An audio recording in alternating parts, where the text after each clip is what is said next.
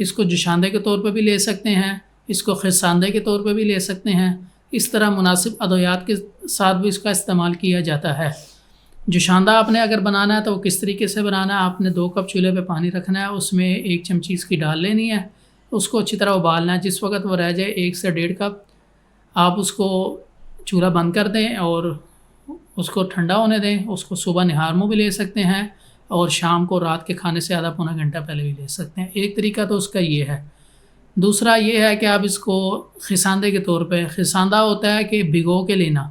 رات کو 1 گلاس پانی میں 1 چمچ اس کا بھگو دیں، تو صبح کو چاہے تو پورا گلاس آپ پانی پی لیں، نہیں تو آدھا گلاس صبح نہار منہ لے لیں اور آدھا گلاس پانی شام کو یعنی رات کے کھانے سے آدھا پونا گھنٹہ پہلے آپ لے سکتے ہیں۔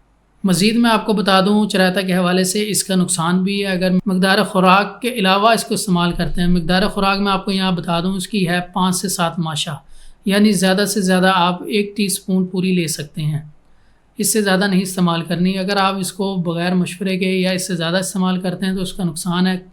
نقصان اس کا یہ ہے کہ کمر کے لیے یہ مضر ہے۔